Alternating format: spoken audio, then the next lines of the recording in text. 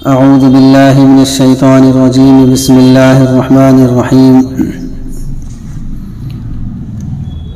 وإذا طلقتم النساء فبلغن أجلهن فأمسكوهن بمعروف أو سرحوهن بمعروف ولا تمسكوهن ضرارا لتعتدوا ومن يفعل ذلك فقد ظلم نفسه ولا تتخذوا آيات الله هزوا واذكروا نعمة الله عليكم وما أنزل عليكم من الكتاب والحكمة يعظكم به واتقوا الله واعلموا أن الله بكل شيء عليم. وإذا طلقتم النساء فبلغن أجلهن فلا تعزلوهن أن ينكحن أزواجهن إذا تراضوا بينهم بالمعروف ذلك يوعظ به من كان منكم يؤمن بالله واليوم الآخر ذلكم أزكى لكم وأطهر والله يعلم وأنتم لا تعلمون. تھوڑے سے نیچے جائیں.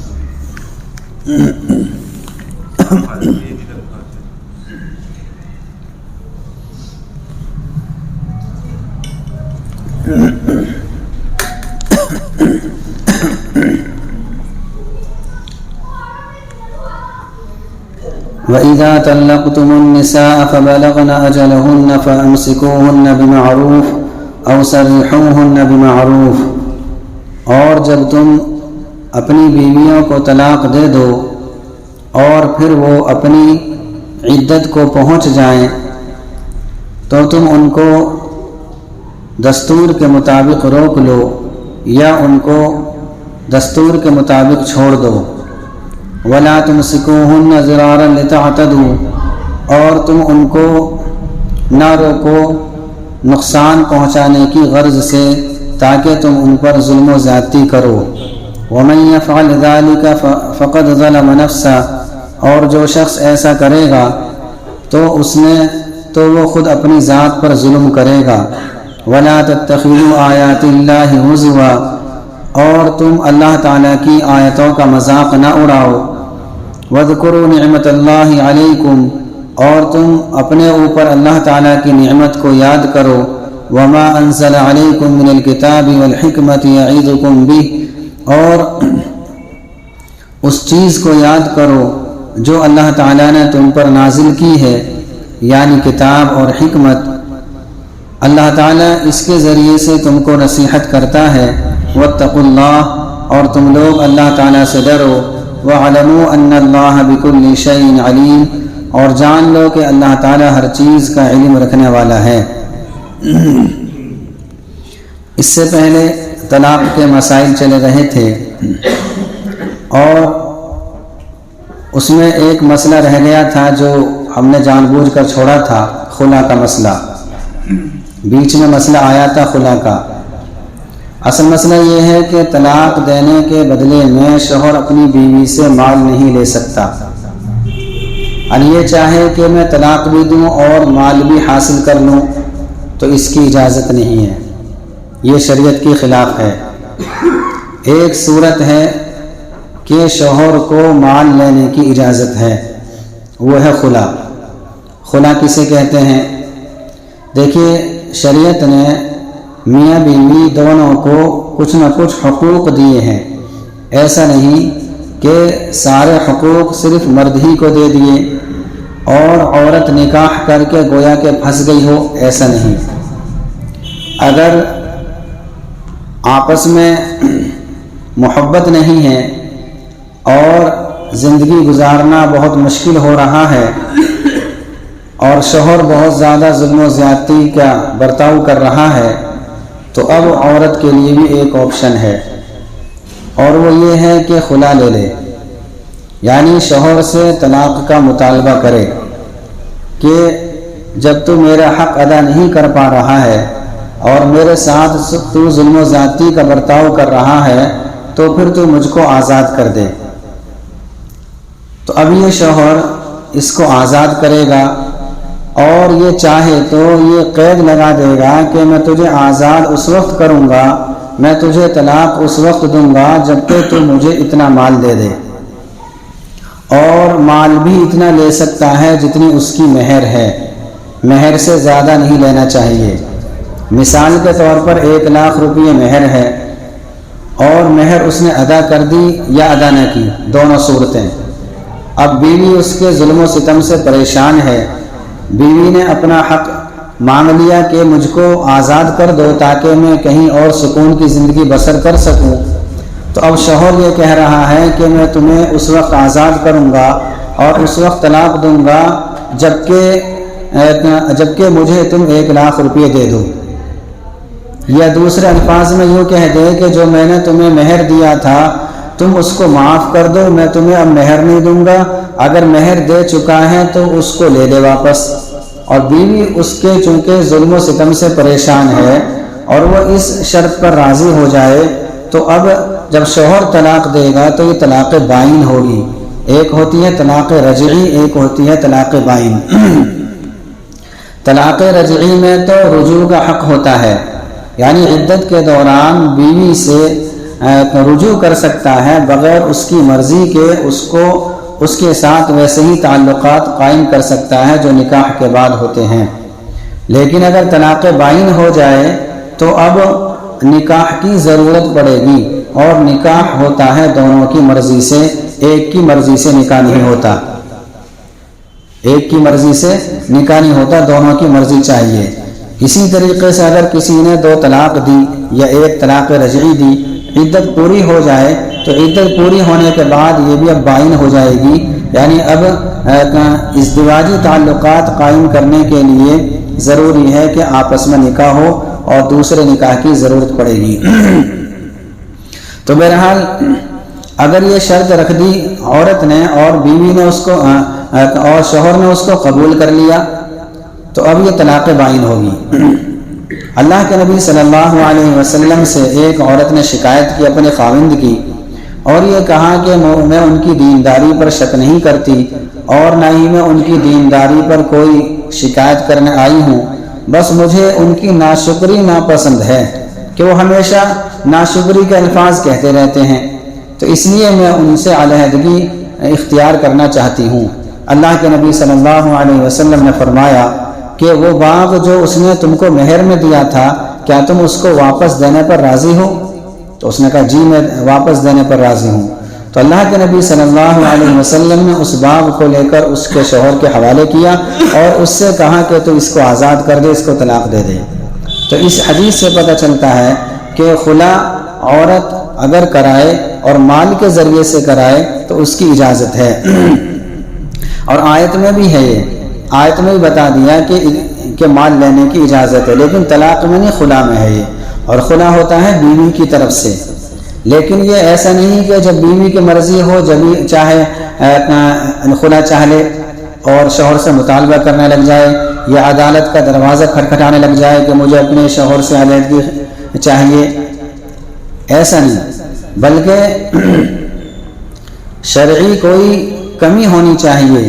شرعی قاعدے کے مطابق اگر یہ مطالبہ کرے اور یہ قاضی کے پاس جائے، چونکہ اسلام کے اندر تو عدالت شرعیہ ہے اور وہاں قاضی ہوتا ہے، تو قاضی کے پاس جائے اور قاضی دونوں طرف کی بات سن کر پھر شوہر سے کہہ دے کہ بھی جب اتنی ساری بات ہو رہی ہے تمہاری طرف سے اور تم نکاح کے حقوق ادا نہیں کر سکتے، بیوی کی حق تلفی تم کر رہی ہو، بیوی کی حق تلفی تم کر رہے ہو، تو اب ضروری ہے کہ تم اس سے تم علیحدہ کر دو۔ تو اب یہ شوہر جو طلاق دے گا طلاق بائن ہوگی، اور اس صورت میں مال لینے کی اجازت ہے، باقی صورتوں میں مال لینے کی اجازت نہیں۔ اب یہ جو آج کی آیتیں ہیں ان کے اندر یہ بتایا گیا ہے کہ اگر کسی شوہر نے اپنی بیوی کو 1 طلاق رجعی دی یا 2 طلاق رجعی دی تو اب کیا کرنا چاہیے؟ چونکہ طلاق دینے کے بعد شوہر شرمندہ ہوتا ہے، بیوی بھی شرمندہ ہوتی ہے، تو اب اگر وہ دونوں آپس میں ملنا چاہتے ہیں اور ایک ساتھ زندگی بسر کرنا چاہتے ہیں تو اب شوہر کو حکم دیا گیا کہ اگر تم بیوی کے تمام حقوق ادا کر سکتے ہو اور شریعت کی پاسداری کر سکتے ہو، شریعت کا خیال رکھ سکتے ہو، تو اب تم اچھے طریقے سے اس کو روک لو، ابھی موقع ہے، ابھی عدت پوری نہیں ہوئی، طلاق دے دی عدت کے اندر بغیر عورت کی مرضی کے رجعت کرنا جائز ہے اور رجعت ہو جائے گی، لیکن معاملہ ایسا سنگین تھا کہ عدت کے دوران کسی کو شرمندگی نہیں ہوئی، عدت پوری ہو گئی، اب دونوں کو شرمندگی ہوئی، تو اب بھی اجازت ہے کہ اب اس کو روک لو۔ اب روکنے کا مطلب یہ ہے کہ اب دوسرا نکاح کر لو اسی بیوی سے جس کو طلاق دی ہے، جو عدت پوری کر چکی ہے، لیکن شرط یہ ہے کہ اب دونوں کی مرضی ہوگی تب ہوگا نکاح، چونکہ ایک کی مرضی سے نکاح نہیں ہوتا، دو کی مرضی سے اور گواہوں کی موجودگی میں نکاح ہوتا ہے۔ اور اگر تمہیں اندیشہ ہے کہ تم ظلم و زیادتی کرو گے یا تم سے شریعت کی حق تلفی ہو جائے گی عورت کے حق میں، کہ شریعت کا جو قانون ہے اس کے مطابق تم اس کے ساتھ نہیں رہ سکتے ہو یا اس پر تم کچھ ظلم و ستم کر سکتے ہو، تو پھر بہتر یہ ہے کہ اس کو یوں ہی چھوڑ دو، اچھے طریقے سے چھوڑو۔ اب بھی دیکھیے یہ معاملہ ایسا ہے کہ دو خاندانوں میں لڑائی جھگڑا ہو جاتا ہے، لیکن شریعت اتنی پاکیزہ ہے اور شریعت کی تعلیمات اتنی پاکیزہ ہیں کہ ایسے موقع پر بھی سبق یہ دیا کہ ہم زندگی دونوں کی الگ الگ تو ہو رہی ہے، پہلے ایک تھی پھر الگ الگ ہو رہی ہے، لیکن ایسے موقع پر بھی سبق یہ دیا کہ محبت ہونی چاہیے، بھائی چارگی ہونی چاہیے، دشمنی نہیں ہونی چاہیے۔ تو اس لیے یہ کہا فَأَمْسِكُوهُنَّ بِمَعْرُوفٍ أَوْ سَرِّحُوهُنَّ بِمَعْرُوفٍ کہ تم لوگ اس کو قاعدے کے مطابق چھوڑ دو۔ قاعدے کے مطابق کیا ہے؟ قاعدے کے مطابق یہ ہے کہ جب اس کی عدت پوری ہو جائے، پہلی بات تو یہ ہے کہ عدت کے دوران اپنے گھر میں ہی اس کو رہنے کا موقع دیا جائے، چونکہ مسئلہ بھی یہ ہے کہ عورت شوہر کے گھر میں عدت گزارے گی، تو اب اگر شوہر دیندار ہے تو اس کو عدت کے دوران پریشان نہیں کرے گا، اس پر ظلم و ستم نہیں کرے گا، تو عدت کے دوران اس کا خیال رکھا جائے، کھانے پینے کا اور دیگر ضروریات کا، چونکہ ابھی نکاح بالکل ختم نہیں ہوا، عدت کے دوران نکاح ایک اعتبار سے باقی رہتا ہے، اور وہ ایک اعتبار یہ ہے کہ بیوی جس کو تم نے طلاق دی ہے اس کے کھانے پینے کی ضرورت اور رہنے سہنے کی ضرورت کے کفیل تم ہو، شوہر ہے، تو اس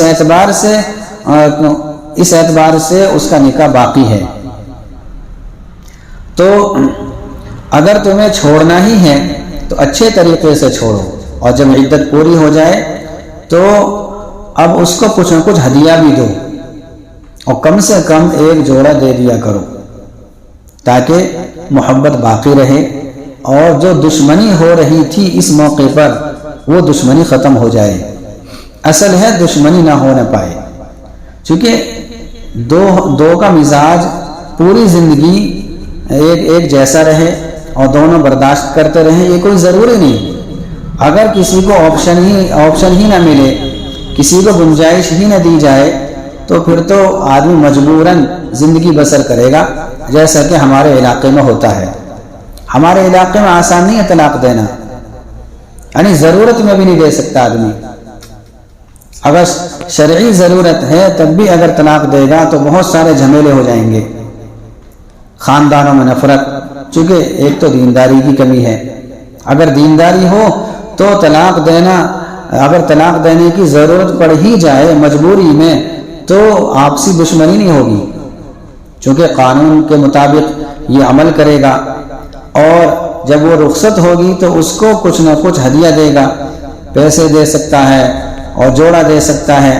بہرحال قاعدے کے مطابق یہ کام کرنے چاہیے، یا تو اس کو روک لو یا اس کو چھوڑ دو۔ وَلَا تُمْسِكُوهُنَّ ضِرَارًا لِتَعْتَدُوا اور تم اس کو نہ روکو ظلم کرنے کے لیے، نقصان پہنچانے کے لیے۔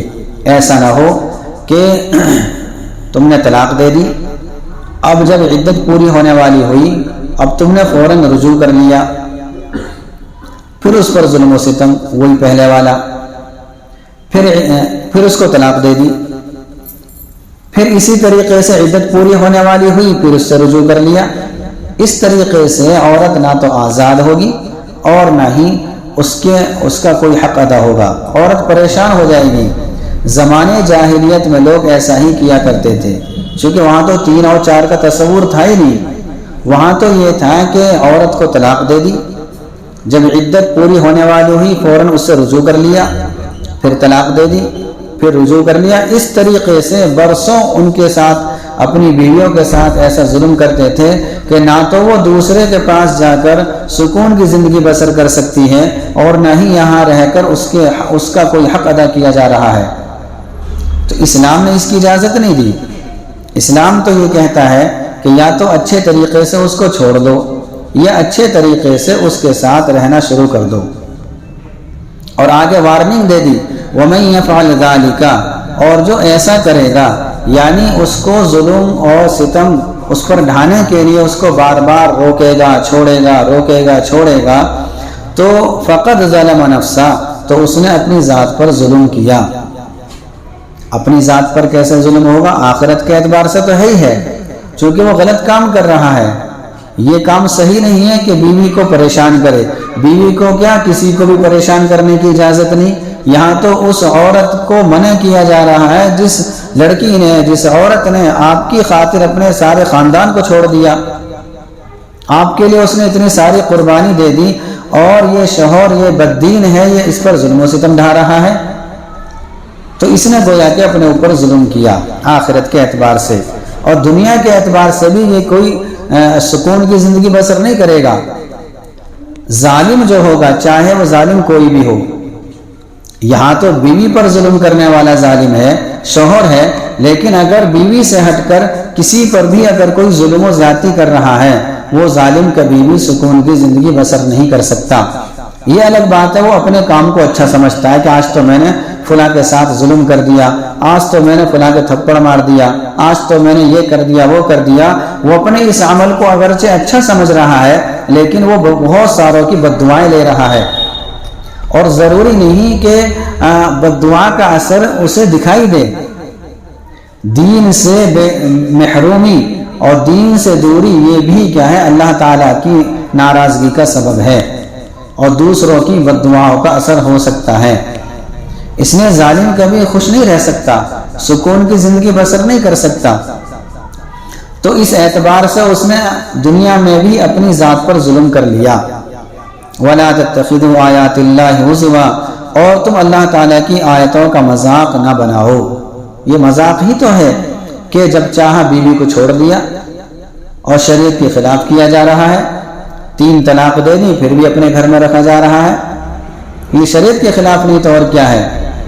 تو گویا کہ اللہ تعالیٰ کی آیتوں کے ساتھ، یعنی قرآن کریم کے ساتھ مذاق اڑایا جا رہا ہے۔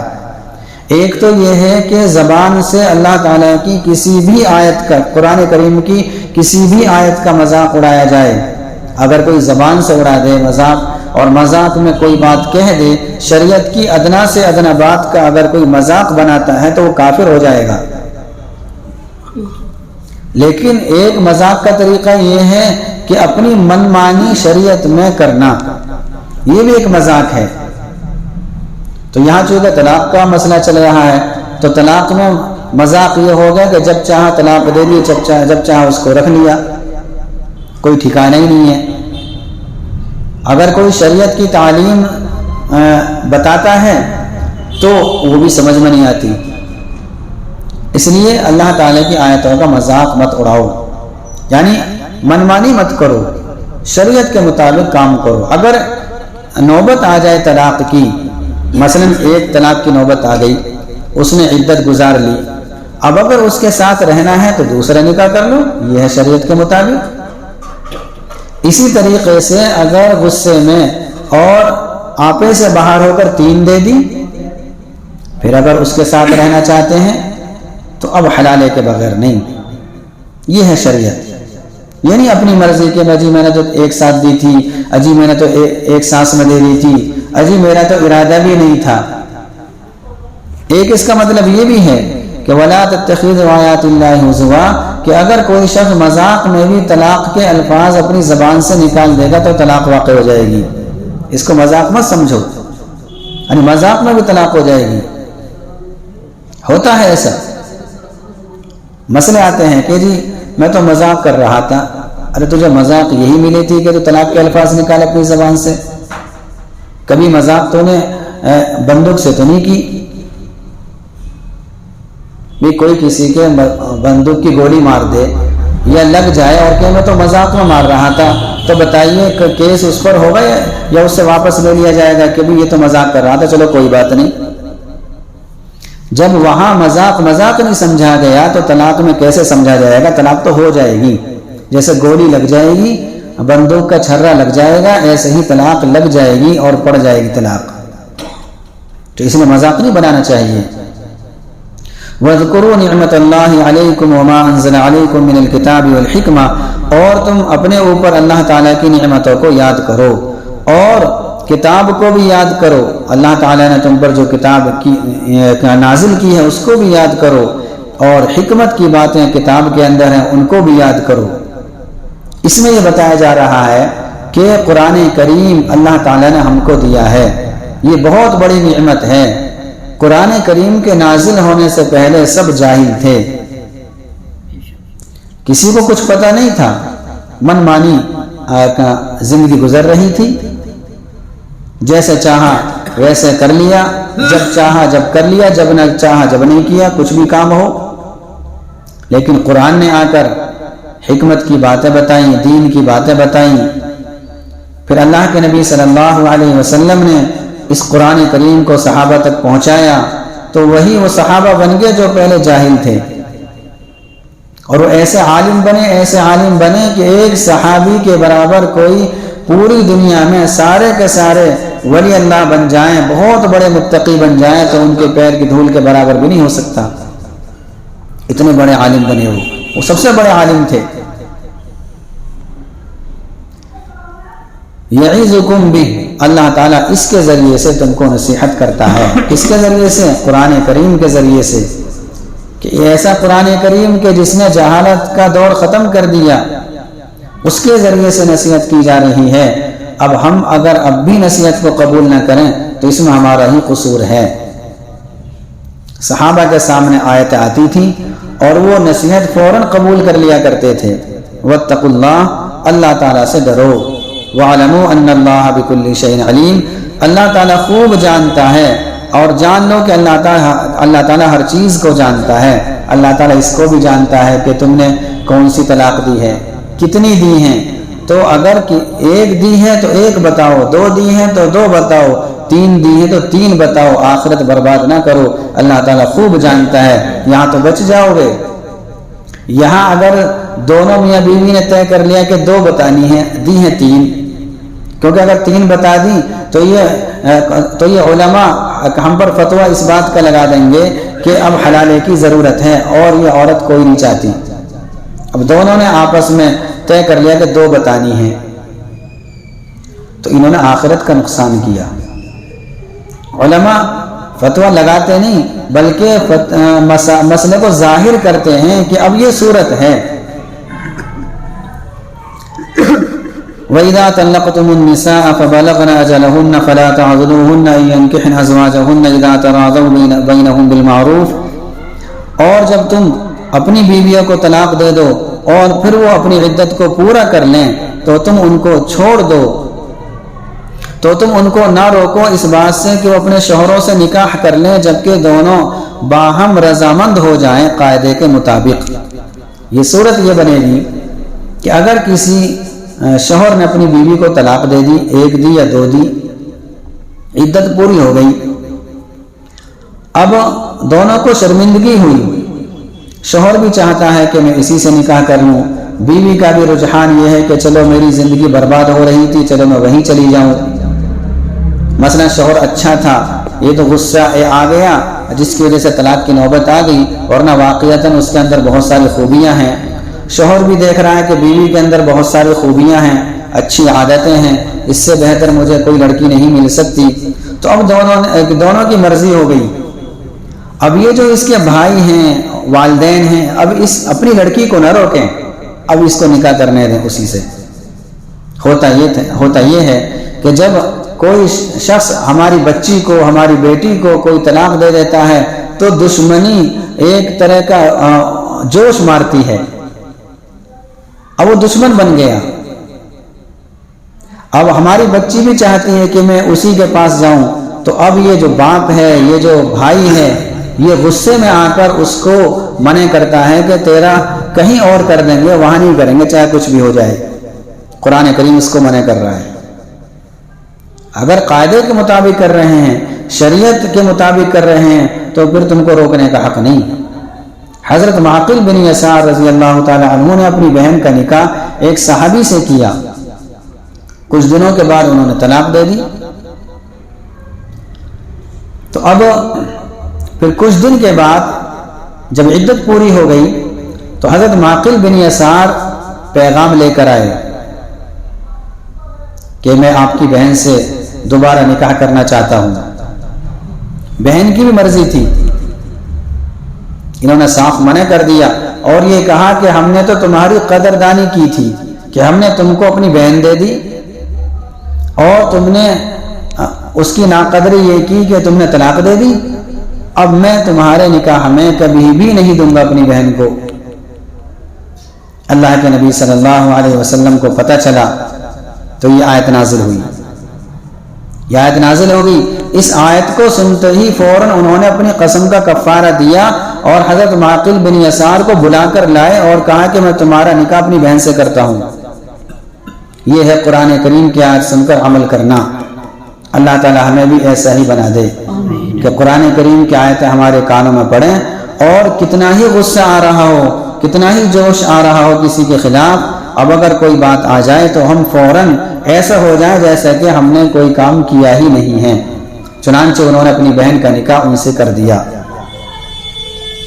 تو اس لیے اگر کوئی بچی ہے، اس کو طلاق ہو گئی اور وہ اپنے پچھلے شوہر سے نکاح کرنا چاہتی ہے، یا ایسا بھی ہو سکتا ہے کہ کسی اور سے نکاح کرنا چاہتی ہے لیکن قاعدے کے مطابق کر رہی ہے، کوئی قانون نہیں توڑ رہی، شریعت کا کوئی قانون پامال نہیں کر رہی ہے کہ لڑکا اچھا ہے، کام کاج کا بھی ہے اور ہمارے لیول کا بھی ہے، تو اب رکاوٹ نہیں بننا چاہیے۔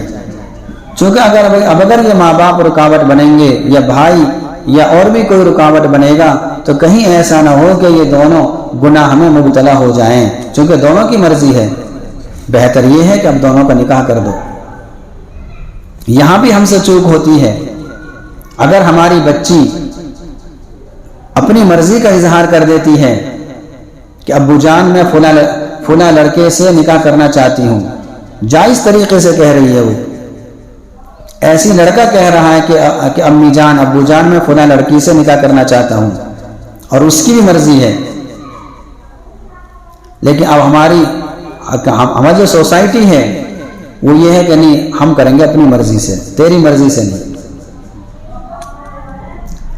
اب جب قاعدے کے مطابق وہ دونوں ملنا چاہتے ہیں تو اب رکاوٹ نہیں بننا چاہیے۔ یہ آیت اس بارے میں بھی ہے، تو اب رکاوٹ نہیں بننا چاہیے۔ اب اگر ہم رکاوٹ بن جائیں یا کوئی بھی رکاوٹ بنے گا اور پھر وہ چھپ کر اگر وہ کام کر لیں جو انہیں کرنا تھا، یا وہ جو نکاح کے بعد کرتے وہ اگر چھپ کے کرنے لگ جائیں، تو سارا گناہ اس رکاوٹ بننے والے کو ملے گا۔ ہاں اگر وہ شریعت کے خلاف کر رہے ہیں، مثال کے طور پر شوہر نے 3 طلاق دے دی، پھر بھی یہ بچی چاہ رہی ہے کہ میں اسی کے پاس جاؤں اور حلال ہوا نہیں ہے، شریعت منع کر رہی ہے، تو اب رکاوٹ بنو، اب بننا پڑے گا رکاوٹ۔ اب نہیں بنو گے تو اب گناہ گار ہوگے، چونکہ شریعت نہ میری نہ آپ کی، اس لیے اب رکاوٹ بننا پڑے گا ہمیں۔ اگر ہم رکاوٹ نہیں بنیں گے تو اب ہم گنہگار ہوں گے۔ لیکن وہی ہے قاعدے کے مطابق ہو۔ ذالک یوعظ بہ من کان منکم یؤمن باللہ والیوم الآخر، اس کے ذریعے سے نصیحت کی جاتی ہے ان لوگوں کو تم میں سے جو اللہ پر اور قیامت کے دن پر ایمان رکھتے ہیں۔ یہ بات کیوں کہی گئی؟ چونکہ عمل وہ کرے گا جس کا اللہ اور آخرت پر ایمان ہوگا، جس کا ایمان یہ ہوگا کہ مجھے مرنا ہے، مرنے کے بعد اللہ کے سامنے جانا ہے، تو وہ تو قرآن کریم کی آیتوں پر بھی عمل کرے گا، اچھی باتوں پر عمل کرے گا۔ جس کا یقین ہی نہ ہو تو وہ عمل نہیں کرے گا۔ اس سے پتہ چلا کہ اگر کوئی عمل نہیں کر رہا ہے تو اس کا ایمان بہت کمزور ہے۔ آپ یوں بھی کہہ سکتے ہیں، اگرچہ نہیں کہنا چاہیے کہ اس کا ایمان اللہ پر نہیں ہے اور آخرت پر نہیں ہے، چونکہ قرآن کریم میں یہ کہا گیا کہ اس کو نصیحت کی جاتی ہے جو اللہ اس کے رسول پر، جو اللہ اور قیامت پر ایمان رکھتا ہو۔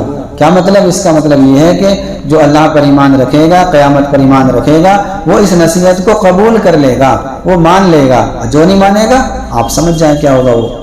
اس لیے ہمیں ڈرنا چاہیے کہ کہیں ہمارا کوئی بھی عمل ہو شریعت کے خلاف تو نہیں ہے، کہ ہم جان بوجھ کر ایسا تو نہیں کر رہے۔ ذالکم ازکا لکم اطہر، یہ تمہارے لیے بہت زیادہ پاکیزگی کا سبب ہے اور بہت زیادہ پاکی کا ذریعہ ہے، یعنی قرآن کریم کے احکامات پر عمل کرنا اور شریعت کے تقاضوں پر عمل کرنا یہ تمہارے لیے پاکیزگی کا ذریعہ ہے، دنیا میں بھی اور آخرت میں بھی۔ دنیا میں جو شریعت کے مطابق زندگی گزارتا ہے تو اللہ تعالیٰ اس کو عزت اور بلندیوں سے نوازتے ہیں، اور جو دنیا کے اندر شریعت کے مطابق زندگی نہیں گزارتا تو وہ دنیا میں بھی ذلیل ہوتا ہے۔ اگر دنیا میں ذلیل نہ ہوا، دیکھیں دنیا میں ذلیل ہونے کا مطلب یہ نہیں کہ لوگ اس پر تھو کریں، ذلیل ہونے کا مطلب یہ ہے کہ اللہ تعالیٰ اس کو دین کی توفیق نہیں دیتے، دین سے اس کو روک لیتے ہیں، یہ بھی ایک طرح کی ذلت ہے۔ اور جب دین سے رک جائے گا تو سکون تو اس کی زندگی سے گیا، وہ بے چین رہے گا۔ واللہ یعلم، اچھا آخرت کے اعتبار سے تو ایسا شخص جو دین پر عمل نہ کرے وہ تو ہے ہی ذلیل، اور جو دین پر عمل کرے گا وہ آخرت کے اعتبار سے بھی عزت داروں میں شمار ہوگا۔ واللہ یعلم وانتم لا تعلمون، اور اللہ تعالیٰ جانتا ہے تم نہیں جانتے، یعنی اللہ تعالیٰ خوب جانتا ہے تمہارے بارے میں، لیکن تم بہت ساری باتوں کو نہیں جانتے۔ اس لیے اللہ تعالیٰ نے جو احکامات متعین کیے ہیں وہ سارے کے سارے بالکل ٹھیک ہیں، ذرہ برابر بھی اس میں کمی نہیں ہے، چونکہ اللہ تعالیٰ ہماری ضروریات کو ہم سے زیادہ جانتا ہے۔ ہمارے دل میں جو خیالات ہیں اللہ تعالیٰ ہم سے زیادہ واقف ہے، تو اس لیے اللہ تعالیٰ نے جو احکامات قرآن کریم کے ذریعے سے اور نبی کریم صلی اللہ علیہ وسلم کے ذریعے سے جو احکامات متعین کیے ہیں وہ سارے کے سارے حرف بحرف بالکل ٹھیک ہیں، ان میں ذرہ برابر بھی کمی نہیں اور نہ ذرہ برابر شک کی گنجائش ہے، ہمارے سمجھ میں آئے یا نہ آئے۔ اگر ہمارے سمجھ میں کوئی بات نہیں آ رہی ہے تو یہ ہماری عقل کی کوتاہی اور کمزوری ہے، اور سب سے بڑی تو ایمان کی کمزوری ہے، اس وجہ سے بات سمجھ میں نہیں آ رہی۔ تو اب ہم یہ ارادہ کریں بات سمجھ میں آئے یا نہ آئے عمل کرنا ہے، چونکہ اگر ہم گہرائی میں جانے کی کوشش کریں گے تو آدمی کو اگر زیادہ نالج ہوتی ہے اور دینداری ہوتی نہیں تب بھی وہ بہت دور پہنچ جاتا ہے دین سے۔ اس لیے ہمارا ایمان تو یہ ہے کہ اللہ تعالیٰ کے جتنے احکامات ہیں ہمیں چاہے ان کی دلیلیں پتہ نہ ہوں، ہمیں چاہے ان کے بارے میں ان کی گہرائی تک علم نہ ہو، ہم تو مانتے ہیں کہ 100% سچ ہے، بس آگے کی بات ہے ہی نہیں۔ یہ ہماری کمی ہے کہ ہم ہماری عملی زندگی ہماری کمزور ہے، اس کو ہم دور کریں کہ اللہ تعالیٰ ہمیں عملی کے اعتبار سے بھی بہت مضبوط بنائے اور ہماری عملی زندگی کو بہت ہی زیادہ مضبوط بنائے۔ اللہ تعالیٰ عمل کرنے کی توفیق نصیب فرمائے، آمین۔ جیسے وہ لڑائی ہو رہی ہے آپس میں ہوئی نا، اب وہ غصے میں کہہ رہے میں چھوڑ دوں گا، اس کا کیا ہے؟ چھوڑ دوں گا کہا نا، یہ تو نہیں کہا چھوڑ دیا، نہیں اس سے نہیں ہوگا، چھوڑ دیا جب ہو جائے گا وہ تو الگ بات ہے۔ اللہم انت السلام و انک السلام و تبارک یا ذا الجلال والاکرام۔ اللہم صلی علی سیدنا و مولانا محمد مبارک وسلم۔ رب ارحمہما کما ربیانی صغیرا۔ یا اللہ گناہوں کو معاف فرما، یا اللہ خطاؤں کو درگزر فرما، یا اللہ ہر خیر و بھلائی ہمارے لیے مقدر فرما، یا اللہ تمام شرور و فتن سے یا اللہ تو ہم سب کی حفاظت فرما، یا اللہ ہم سب کا خاتمہ ایمان پر فرما، یا اللہ ہم سب کی جائز تمناؤں کو پورا فرما، یا اللہ عافیت کے ساتھ تمام جائز تمناؤں کو پورا فرما، یا اللہ ہماری تمام پریشانی کو دور فرما، یا اللہ جو مقروض ہیں ان کے قرضے کی ادائیگی کو غیب سے مہیا فرما، یا اللہ ہم سب کی مغفرت فرما، یا اللہ ہم سب کی مغفرت فرما، یا اللہ ہمارے بیماروں کو شفا عطا فرما، یا اللہ تمام مسلمانوں کی تمام پریشانی کو دور فرما، یا اللہ ہم سب کو دین کی صحیح سمجھ عطا فرما، یا اللہ قرآن کریم کو صحیح سمجھنے کی توفیق نصیب فرما، یا اللہ شریعت کو صحیح سمجھ کر عمل کرنے کی توفیق نصیب فرما، یا اللہ اخلاص کے ساتھ عمل کرنے کی توفیق نصیب فرما، یا اللہ جو مانگا ہے وہ بھی عطا فرما، یا اللہ جو مانگنے سے مانگنے کی چیز رہ گئی ہے یا اللہ اسے بھی تو اپنے فضل و کرم سے عطا فرما۔ وصلی اللہ علی خیر خلقہ محمد وآلہ وصحابہ اجمعین برحمتک یا ارحم الراحمین۔